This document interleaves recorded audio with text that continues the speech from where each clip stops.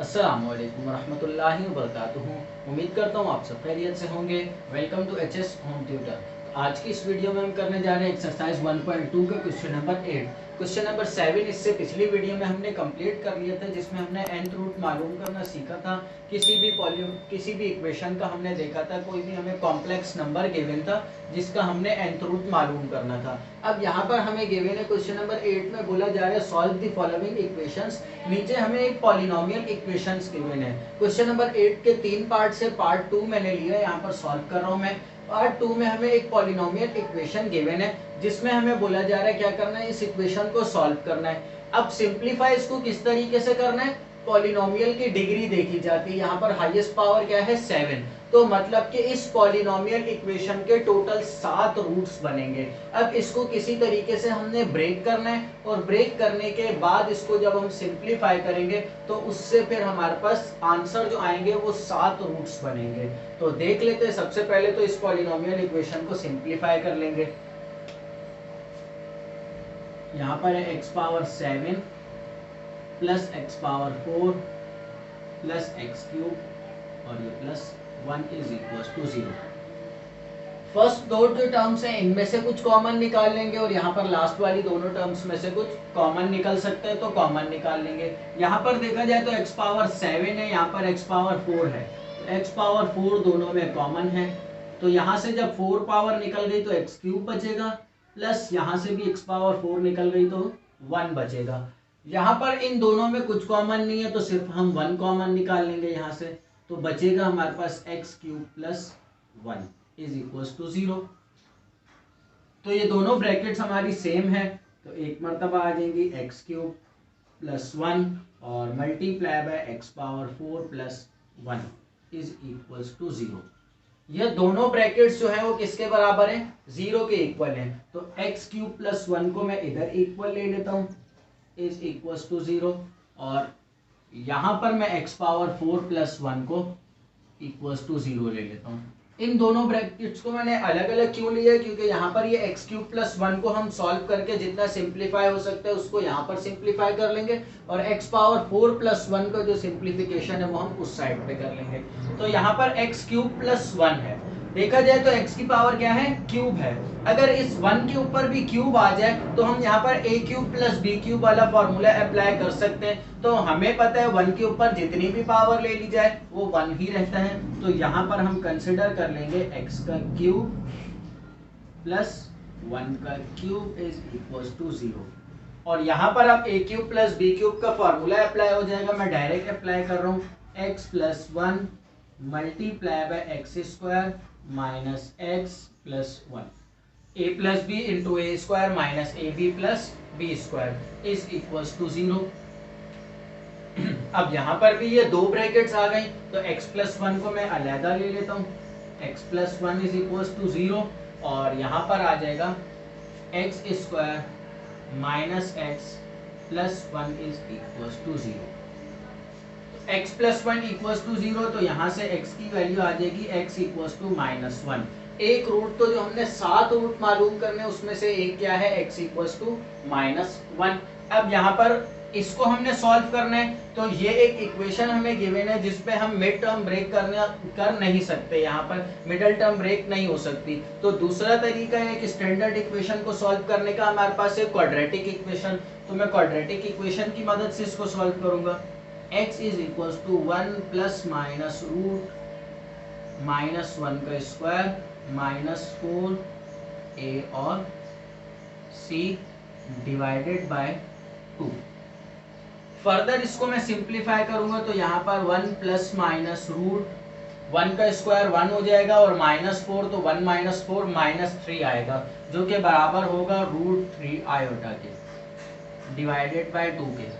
किस तरह से, हमारे पास आंसर आया था -3, और हमें पता है आयोटा बराबर होता है रूट -1 के। तो यहाँ से जब हमने -1 बाहर निकाला तो हमारे पास बच जाएगा रूट 3 आयोटा। तो यहाँ पर ये स्टेप। अब ये देखा जाए तो एक आई है value 1 plus root 3 iota divided by 2, और एक आई है 1 माइनस रूट 3 डिवाइडेड बाय 2। तो यहाँ से हमारे पास कितने रूट्स आ गए, टोटल 3 रूट्स के हमारे पास आंसर आ गए। इसको हम फर्दर सिंप्लीफाई इसलिए नहीं करेंगे क्योंकि यहाँ पर पावर 4 है, पावर 4 है तो वहां पर हम पावर 4 के लिए जैसे पहले हमने इससे पहले क्वेश्चन नंबर 6 में सॉल्व किया था फोर्थ रूट मालूम करने के लिए, सेम एज इट इज इसी तरीके से यहाँ पर सॉल्व करेंगे। तो उसको सॉल्व करने के बाद हमारे पास 4 आंसर्स आ जाएंगे। तो 3 आंसर्स ये आ गए और 4 आंसर्स यहाँ से आएंगे, तो टोटल हमने 7 रूट ही मालूम करने हैं। तो अब इसको यहीं पर ही रोकेंगे, नेक्स्ट स्टेप इसको सॉल्व करेंगे। तो यहाँ पर आ जाएगा x पावर 4 इक्वल्स टू -1। तो अब मैंने इसको सबसे पहले तो बनाना है एक कॉम्प्लेक्स नंबर। कॉम्प्लेक्स नंबर बनेगा तो फिर इसको मैं चेंज कर सकता हूँ पोलर फॉर्म में, और nth रूट मालूम करने के लिए हमारा पोलर फॉर्म में चेंज करना जरूरी है। तो इसलिए यहाँ पर मैं क्या करता हूँ, -1 के साथ प्लस कर दूंगा 0 आयोटा, क्योंकि हमें पता है अगर किसी भी रियल नंबर के साथ कोई नंबर नहीं है तो वहां पर भी 0 आयोटा प्लस हो रहा है। तो यहाँ पर ये अब हमने कॉम्प्लेक्स नंबर बना लिया। तो सबसे पहले तो इसको चेंज कर लेते हैं पोलर फॉर्म में। मैं साइड पे रफ वर्क में चेंज कर रहा हूँ। r मालूम करना है मैंने, तो उसके लिए क्या करना है, -1 का स्क्वायर प्लस 0 का स्क्वायर और होल रूट आ जाएगा। तो 1 का स्क्वायर 1 और रूट भी 1 आ जाएगा। तो r की वैल्यू आ गई हमारे पास 1। नेक्स्ट हमने मालूम करना है थीटा, और थीटा मालूम करने के लिए मैंने 2 तरीकेकार आप लोगों को बताए थे। एक तरीका फॉर्मूला की मदद से, theta equals to tan inverse y upon x, tan inverse y upon x, एक फार्मूला ये है। दूसरा हम ग्राफ की मदद से मालूम करते हैं। यहाँ पर वैल्यू क्या है, -1 प्लस 0 आयोटा, मतलब कि हमारे पास ये वाला ऑर्डर पेयर गिवन है -1, 0। x कहाँ पर है, -1, तो x यहाँ पर है -1 और 0 y0 x एक्सिस पर ही होगा। अब हमारा यहाँ पर एंगल क्या बन रहा है, हमें पता है अगर हम ग्राफ की मदद से एंगल मालूम करना चाह रहे हैं तो हम पॉजिटिव x एक्सिस से स्टार्ट करते हैं और नेगेटिव की तरफ जाते हैं। तो यहाँ पर देखा जाए तो ये हमारे पास एक एंगल बन रहा है जो कि बराबर है पाई के। पर यहाँ पर हमने nth रूट मालूम करने, तो एंगल में हम प्लस कर देते हैं 2n pi, 2n pi where n belongs to integers, जो कि हमें ये 2n पाई बता रहा होता है ये हम कितने राउंड्स लेकर इसकी तरफ आए। रूट्स क्या होते हैं, कितने कॉम्प्लेक्स नंबर जो है हमारा कितने राउंड्स लेकर आ रहे हैं। तो यहाँ पर 2n पाई जो है वो ऐड हो रहा है राउंड्स की वजह से, क्योंकि हमें ये कंफर्म नहीं है जो ये -1 है तो ये एक राउंड लेके -1 तक आ रहा है या 2 राउंड्स लेके -1 तक आ रहा है, ये हमें नहीं पता। तो इसलिए हम यहाँ पर ऐड कर लेते हैं एंगल में 2n पाई। तो अब यहाँ पर मैं x पावर 4 को चेंज कर दूंगा कॉम्प्लेक्स फॉर्म में, सॉरी पोलर फॉर्म में। तो r की वैल्यू 1 है, तो मैं डायरेक्ट यहाँ पर लिखता हूँ cos पाई प्लस 2n पाई, और इसके बाद iota sine plus iota sine pi plus 2n pi, साथ में हम दे देंगे statement where n belongs to integers, जो कि इससे पहले हमने पढ़ा है। जो फर्स्ट स्टेप जो हमारा होगा जिसमें हम एंगल ऐड करेंगे और 2n पाई एंगल में ऐड करेंगे, तो वहां पर हम बताएंगे जो n जो है वो इंटीजर्स से बिलोंग कर रहा है। अब यहाँ पर ये पावर 4 है, इस पावर 4 को खत्म करने के लिए क्या करेंगे, हम पावर 1/4 अप्लाई कर देंगे। हम यहाँ पर taking power 1/4 on both sides, दोनों साइड्स पर पावर अप्लाई होगी। तो यहाँ पर आ जाएगा x is equals to cos pi plus 2n pi plus iota sine pi plus 2n pi, और होल पावर लग जाएगी 1/4। अब according to de Moivre's theorem ये पावर अंदर एंगल से मल्टीप्लाई हो जाएगी। तो यहाँ पर आ जाएगा cos 1/4 pi plus 2n pi plus iota sign 1/4 pi plus 2n पाई। अब यहाँ पर फर्दर सिंप्लीफिकेशन हमने टोटल कितने रूट्स मालूम करने, 4 मालूम करने। तो यहाँ पर n की जगह पर हम वैल्यूज पुट करते जाएंगे जो कि n बिलोंग्स कर रहा है इंटीजर से 0, 1, 2 और 3। 4 रूट्स हमने मालूम करने। तो सबसे पहले n की जगह पर हम 0 पुट करेंगे। तो 0 पुट करने के बाद हमारे पास एक आंसर आएगा, मैं यहाँ पर पुट कर लेता हूँ 0। So x0 is equals to cos pi over 4 plus iota sine pi over 4। ये कैसे आया? 0 जब हमने पुट किया तो 2 0 जा 0, तो ये 2n पाई वाली पूरी टर्म क्या हो गई? 0 हो गई। अब मैं कैलकुलेटर की मदद से cos पाई ओवर 4 की वैल्यू निकाल लेता हूँ। जो हमारा आंसर आएगा वो लास्ट आंसर कहलाएगा।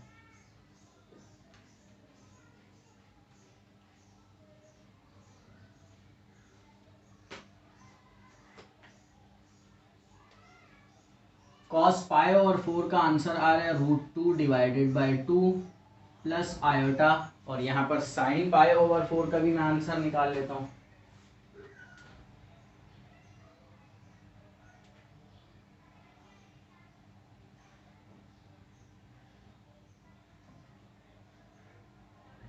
साइन 45 का भी आंसर हमारे पास आ रहा है √2/2। तो ये हमारे पास आ गया इसका फर्स्ट आंसर, मतलब कि जब हमने n की वैल्यू 0 पुट की। इसी तरीके से अब हम n की वैल्यू 1 पुट करेंगे तो एक आंसर आएगा। फिर n की वैल्यू हम 2 पुट करेंगे यहाँ पर तो भी एक आंसर आएगा। और n की वैल्यू जब हम 3 पुट करेंगे तो भी एक आंसर आएगा। तो मतलब 1, 2, 3, 4 और फिर 5, 6 और 7, टोटल हमने 7 रूट ही मालूम करने थे। तो इस तरीके से ये हमारे पास 7 रूट्स के आंसर आ जाएंगे। नेक्स्ट क्वेश्चन कर लेते हैं। तो n की जगह पर हम यहाँ पर 1 पुट कर लेते हैं पहले। इसी को कंप्लीट सॉल्व कर लेंगे। ये साइड मैंने रब कर लिए। तो अब यहाँ पर n की जगह पर जब हम 1 पुट करेंगे तो आंसर आएगा हमारे पास cos 1/4 पाई प्लस 2 पाई plus iota sign 1/4 pi plus 2 पाई। तो फर्दर सिंप्लीफाई करेंगे तो आंसर आएगा हमारे पास cos 3 pi divided by 4 plus iota sign 3 pi divided by 4। यहाँ पर ये √2/2 हमारे पास आंसर आ रहा है। तो ऊपर हमारे पास रूट में वैल्यू गिवन है, नीचे कांस्टेंट है। तो इसको हम चेंज करके इस तरीके से भी लिख सकते हैं 1/√2, मतलब कि जो हमारा नंबर है वो एक ही बार डिनोमिनेटर में रूट में आ जाएगा। यहाँ पर इसको सॉल्व कर लेते हैं। cos 3 पाई ओवर 4 की वैल्यू निकाल लेते हैं पहले।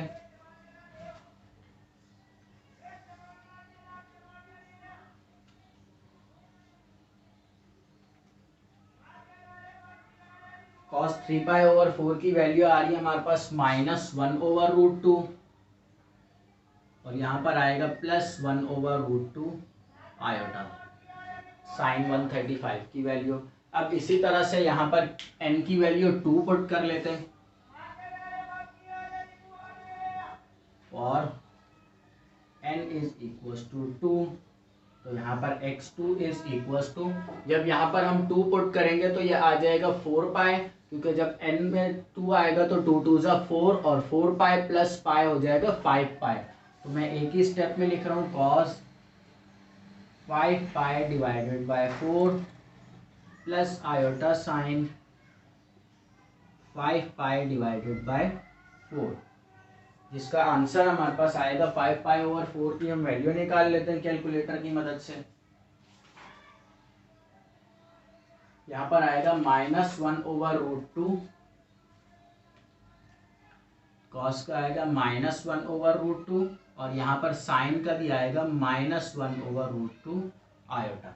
अब यहाँ पर हम n की जगह पर 3 पुट कर लेते हैं।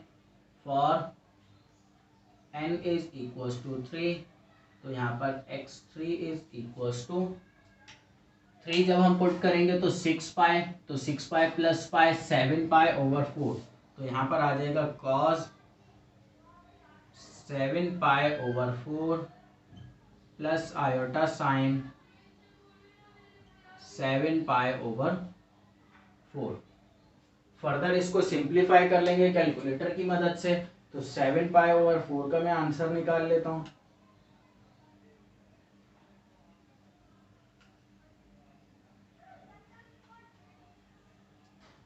7π/4 में कॉस की वैल्यू आ रही है हमारे पास 1/√2 प्लस में, और यहां पर साइन की वैल्यू हमारे पास आ रही है -1/√2 आयोटा। तो यहां पर देखा जाए तो हमने चारों आंसर्स निकाल लिए। एक आंसर आया हमारे पास ये, एक ये आंसर आया, और एक ये आया थर्ड, और ये फोर्थ, और फिफ्थ, सिक्स और सेवन। तो सारे आंसर्स को हम एक जगह लिख लेते हैं। सबसे पहला मेरे पास जो आंसर आया है वो है -1। दूसरा जो आंसर आया था वो था 1 + -√3 आयोटा डिवाइडेड बाय 2। और ये जो हमारे पास चार आंसर्स आए इसमें देखें तो +1/√2 और -1/√2, +1/√2 और -1/√2। तो यहाँ पर आ जाएगा +-1/√2। यहाँ पर आया ये प्लस का और ये माइनस का, और यहाँ पर अब ये वाला प्लस का और ये माइनस का, तो +-1/√2 आयोटा। एक मर्तबा आयोटा वाली वैल्यू प्लस में, एक मर्तबा माइनस में, और यहाँ पर ये भी माइनस में और ये प्लस में है। तो इसलिए यहाँ पर हमने ये चार आंसर्स लिख लिए। आप अगर ऐसे नहीं तो ये चारों आंसर्स अलग अलग भी लिख सकते, जैसे पहले फर्स्ट वाला, फिर सेकंड, और फिर थर्ड, और फिर फोर्थ। तो ये हमारे चार आंसर्स आ गए। नेक्स्ट क्वेश्चन कर लेते हैं इसका।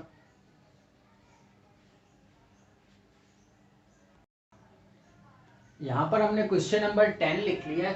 क्वेश्चन नंबर 10 में हमें बोला जा रहा है expand the following in series of science and cosines of multiple of theta.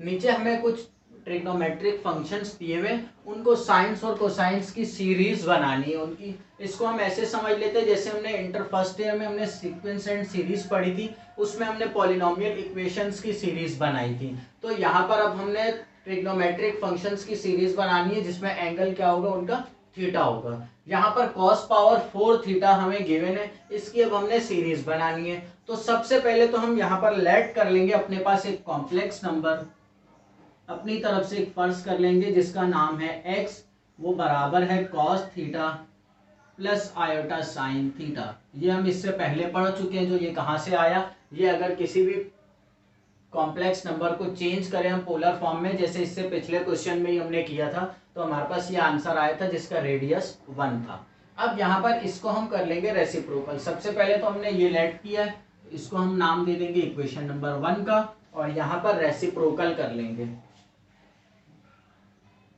Taking reciprocal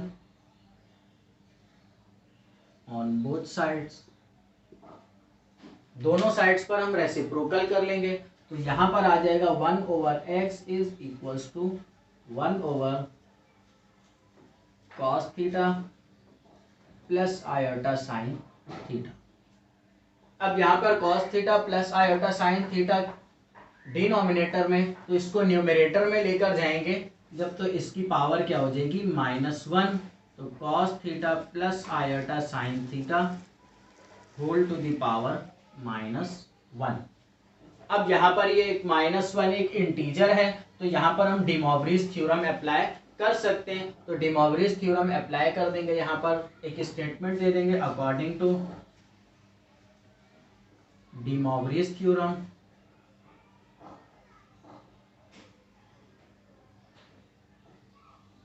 यहाँ पर आ जाएगा cos -theta plus iota sine -theta. इसको फर्दर सिंप्लीफाई करेंगे तो आ जाएगा cos theta minus iota sine theta. जो भी हम इससे पहले पढ़ चुके हैं, जो cos -थीटा बराबर होता है cos थीटा के, और sin -थीटा बराबर होता है -sin थीटा के। इसको हम नाम दे देंगे इक्वेशन नंबर 2 का। अब यहाँ पर देखा जाए तो हमने अपनी तरफ से जो फर्ज किया था एक कॉम्प्लेक्स नंबर, उसकी मदद से हमने दो इक्वेशंस बना लिए। क्वेश्चन में हमें बोला जा रहा है कॉस की सीरीज बनानी है। तो अब इन दो इक्वेशंस के साथ हमने कोई ऐसा खेल खेलना है जो हमारे पास ये आयोटा साइन जो आ रहा है ये खत्म हो जाए।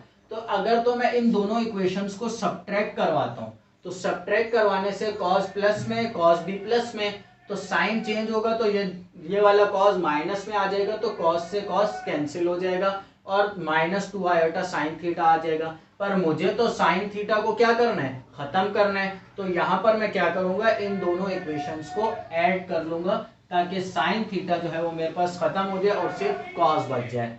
तो देख लेते हैं, यहाँ पर पहले मैं एक स्टेटमेंट दे दूंगा, add equation number 1 and 2। Equation number 1 और 2 को मैं ऐड कर लेता हूं। तो लेफ्ट हैंड साइड पे मेरे पास आंसर आएगा x plus 1/x is equals to, यहाँ पर ये cos theta plus iota sine theta है, तो मैं इसको रफ वर्क में सिंप्लीफाई करके दिखा देता हूँ। cos theta plus iota sine theta, add करेंगे इसमें हम cos theta minus iota sine theta, ये दोनों एक पॉजिटिव है एक नेगेटिव है, कैंसिल हो जाएंगे और cos थीटा और cos थीटा प्लस होके आंसर आएगा 2 cos थीटा। तो यहाँ पर हमारे पास आंसर आता है 2 cos थीटा। अब जहां तक हमने देखे तकरीबन इक्वेशन अपनी सॉल्व कर ली है। हमें cos के लिए सीरीज बनानी थी तो हमारे पास सिर्फ cos बच गया है। अब क्या है, यहाँ पर cos की पावर कितनी है, 4 है, पर यहाँ पर पावर 1 है। तो सीरीज बनाने के लिए हमें पावर कितनी चाहिए, पावर 4 चाहिए। तो मैं दोनों साइड्स पर पावर अप्लाई कर लूंगा, taking power 4 on both sides, taking power 4 on both sides. तो जब यहाँ पर दोनों साइड्स पर पावर अप्लाई होगी तो इस साइड पे मेरे पास आंसर आएगा x plus 1/x whole to the power 4 is equal to 2 cos theta whole to the power 4। अब यहाँ पर देखा जाए तो ये तो हमारे पास यही टर्म है जो हमने मालूम करनी है, मतलब कि यहाँ पर ये पावर 4 अप्लाई की जाएगी तो ये टर्म आ जाएगी। मसला हमारे लिए क्रिएट कर रही है ये टर्म, इस टर्म को अब हमने चेंज करना है। इस टर्म के ऊपर पावर 4 आ रही है, तो होल पावर 4 है, तो हमारे पास यहाँ पर दो तरीके कार हैं। एक तो यहाँ पर हम बाइनोमियल थ्योरम अप्लाई कर सकते हैं और दूसरा यहाँ पर पास्कल्स लॉ अप्लाई कर सकते हैं। और ये पावर 4 है, छोटी पावर है, तो दोनों को स्क्वायर स्क्वायर में तोड़ के फिर भी हम अप्लाई कर सकते हैं। तो आगे जब हमारे पास क्वेश्चन आएंगे उनमें पावर 6, 7, 8 आएगी तो उसमें हमें बाइनोमियल और पास्कल्स ही इस्तेमाल करना पड़ेगा। तो मैं यहाँ पर भी पास्कल्स लॉ इस्तेमाल कर रहा हूँ, पास्कल्स आसान है। मैं यहाँ पर साइड पे लिख लेता हूँ पास्कल्स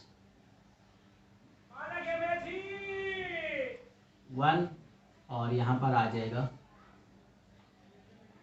दो टर्म्स है तो 1 1 और ये 1 + 1 2 और ये 1 और ये 3 और 1 और यहाँ पर आ जाएगा 4 और ये 6 और ये 4 और ये 1। अब ये कैसे आया, सबसे पहले देखा जाए तो इन दोनों के कोफिशिएंट्स क्या है, 1 और 1, तो मैंने ले लिया फर्स्ट टर्म में 1 और 1। अब सेकंड टर्म मैंने बनानी है जो कि यहाँ पर नहीं है। मैंने कहाँ तक जाना है, पावर 4 तक, मतलब कि 4 आंसर्स लाने। तो सेंटर वाली टर्म हमने कैसे निकाली, 1 और 1 को दोनों को इन दोनों को प्लस कर दिया तो 2 आ गया और यहाँ पर 1 और 1 आ गया, जिससे देखा जाए तो हमारे पास फार्मूला भी स्क्वायर का क्या होता है, a² + 2ab + b², जिसमें सेंटर वाली टर्म के साथ जो कोफिशिएंट होता है वो 2 होता है। तो ये देखकर हमें पता लगा ये जो हम सॉल्व कर रहे हैं ये पावर्स के लिए नहीं, ये जो टर्म्स हमारी सिंप्लीफाई होंगी उन टर्म्स के साथ जो कोफिशिएंट्स आएंगे ये हम उसके लिए सॉल्व कर रहे हैं। तो अब यहाँ पर ये दो टर्म्स है, इन दोनों को प्लस करेंगे तो 3 और इन दोनों टर्म्स को प्लस किया तो 3 और लास्ट में 1 और 1। अब इसके बाद यहाँ पर 1 आया और ये 1 + 3 4, 3 + 3 6, 3 + 1 4 और लास्ट में 1। मतलब कि पावर 4 को एक्सपेंड करने पर हमारे पास जो कोफिशिएंट्स होंगे, जो सॉल्व करने पर आंसर आ रहे हैं उनके जो कोफिशिएंट्स होंगे वो ये होंगे 1 4 6 4 और 1। तो सबसे पहले मैं सिर्फ इस टर्म को ही ले लेता हूँ, यहाँ पर इसको नाम दे देंगे इक्वेशन नंबर 3 का, और यहीं पर ही इसको रोक लेंगे। अब ये x power 4 x plus 1 over x power 4 को मैं सॉल्व करने जा रहा हूं। तो यहाँ पर फर्स्ट टर्म क्या होगी इसकी, अब यहाँ पर ये दो टर्म्स हैं, अब इसको भी समझना है। यहाँ पर क्या है, x है और यहाँ पर 1 ओवर x है। तो अब होल पावर क्या है, 4 है। तो सबसे पहले हम फर्स्ट वाली टर्म पे पावर अप्लाई करेंगे और सेकंड वाली में वो जो पावर होगी वो माइनस कर देंगे। मतलब कि अगर टोटल पावर 4 है, टोटल पावर हमारे पास कितनी है, 4 है, फर्स्ट टर्म पे हमने पावर 4 ही अप्लाई कर दी, तो टोटल में से हम 4 माइनस करेंगे तो क्या बचेगा, 0। मतलब फिर सेकंड वाली टर्म की पावर क्या आएगी, 0। फिर उसके बाद होल पावर 4 है और फिर सेकंड टर्म जो हमारी होगी जिसका कोएफिशिएंट 4 होगा, उसमें हम फर्स्ट टर्म के ऊपर पावर लगाएंगे 3। मतलब कि हर स्टेप में हम कम करते जाएंगे, फर्स्ट वाले पे ये पावर और सेकंड वाले पे ये। फिर इसके बाद 4 माइनस 2 इक्वल्स टू 2 और 4 माइनस 1 इक्वल्स टू 3 और 4 माइनस 0 इक्वल्स टू 4। इस तरह से ये पावर्स इस पे अप्लाई होंगी। ये देखिए यहाँ पर ऊपर हमारे पास 5 कोएफिशिएंट्स आए और यहाँ पर 5 पावर्स ही आ गई हैं। तो इस तरह से इसको सॉल्व कर लेते हैं। फर्स्ट जो हमारी टर्म होगी उसका कोएफिशिएंट 1 होगा और x power 4 dot 1 over x power 0। फिर आ जाएगा प्लस, क्योंकि यहाँ पर प्लस है, और फिर इसके बाद कोएफिशिएंट हमारा होगा 4 और फर्स्ट टर्म की पावर लगेगी हमारे पास 3 और मल्टीप्लाई हो जाएगी सेकंड टर्म जिसकी पावर होगी 1, और फिर इसके बाद प्लस, फिर कोएफिशिएंट हमारा आएगा 6, फर्स्ट टर्म की पावर 2 और सेकंड टर्म की पावर हमारे पास लगेगी 2, और फिर आ जाएगा प्लस 4 हमारा कोएफिशिएंट, फर्स्ट टर्म की पावर हमारे पास आ जाएगी 1 और सेकंड टर्म की पावर आ जाएगी 3। फिर इसके बाद आ जाएगा प्लस कोएफिशिएंट 1 और फर्स्ट टर्म की पावर 0 और फिर सेकंड टर्म की पावर 4 आ जाएगी। ये हमने पास्कल्स लॉ के जरिए इसको एक्सपेंड कर लिया। दूसरा बायनोमियल थ्योरम भी है, आप उससे भी कर सकते हैं। अब यहाँ पर सिंप्लीफाई कर लेंगे, ये दोनों मल्टीप्लाई हो रहे हैं, x पावर 0 है 1 के बराबर आ जाएगा, तो यहाँ पर आएगा x पावर 4 प्लस ये x पावर 1 और ये कैंसिल होंगे तो बचेगा हमारे पास 4x स्क्वायर प्लस यहाँ पर x स्क्वायर से x स्क्वायर कैंसिल तो सिर्फ 6 प्लस यहाँ पर x से ये x क्यूब कैंसिल होगा तो बचेगा 4 इंटू 1 अपॉन एक्स स्क्वायर, या इसको हम ऐसे भी लिख सकते हैं 4 अपॉन एक्स स्क्वायर प्लस यहाँ पर x पावर 0 है 1 के बराबर तो बचेगा सिर्फ x पावर 4।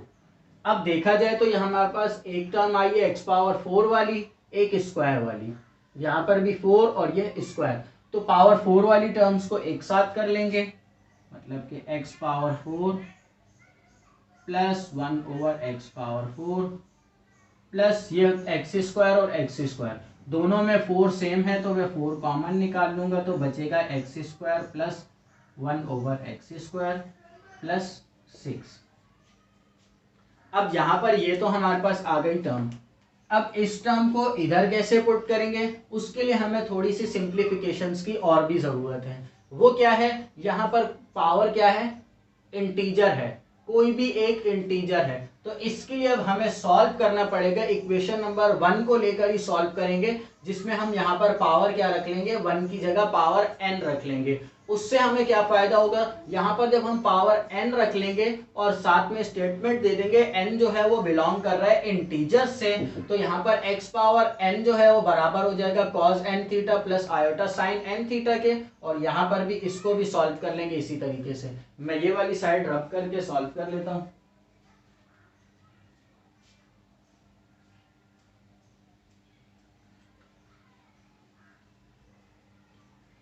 तो जैसा कि मैंने बताया यहाँ पर अब पास्कल्स लॉ के बाद हमने पावर n के लिए पहले सिस्टम बनाना है अपना।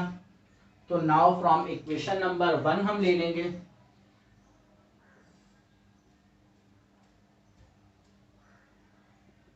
इक्वेशन नंबर 1 के जरिए x पावर n के लिए हमने उसको किया था, x पावर 1 के लिए यहाँ पर हम x पावर n के लिए उसको ले लेंगे cos theta plus iota sine theta whole to the power n, where n belongs to integers.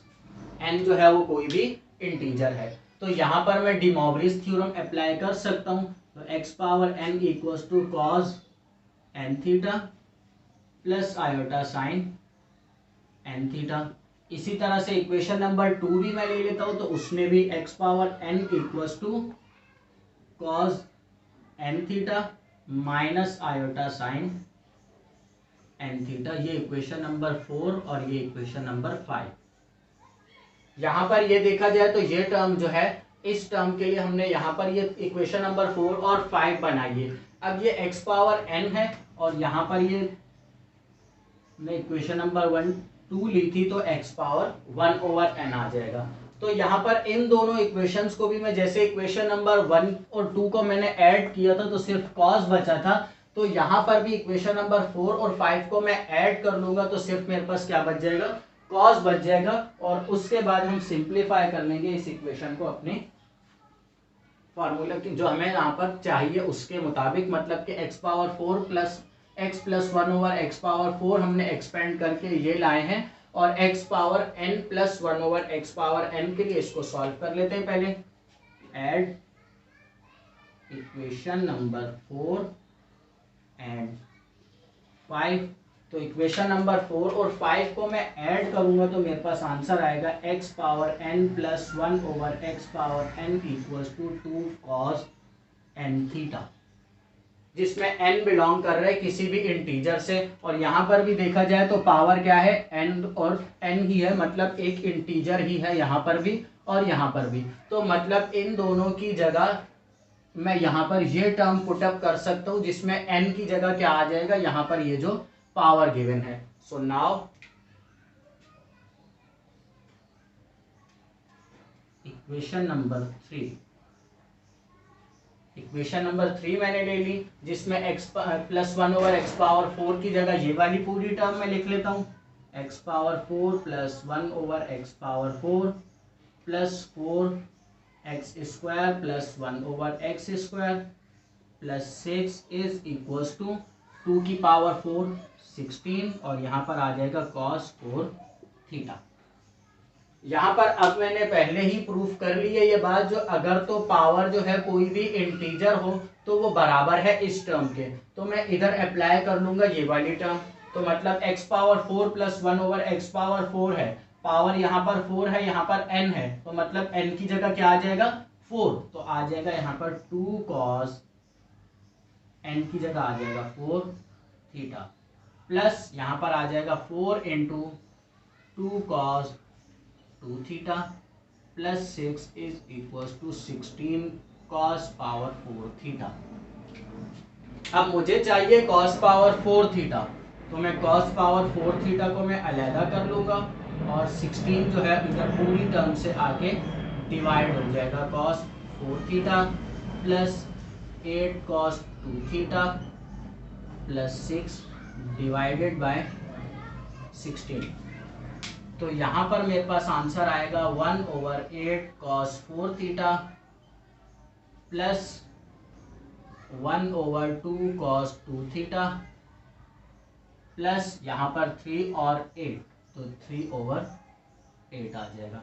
ये हमारे पास cos 4 थीटा की सीरीज आ गई, cos पावर 4 थीटा की सीरीज आ गई हमारे पास, जिसको हमने साइन और कोसाइन की सीरीज में ब्रेक करना था, जिसका मल्टीपल क्या हो, थीटा हो।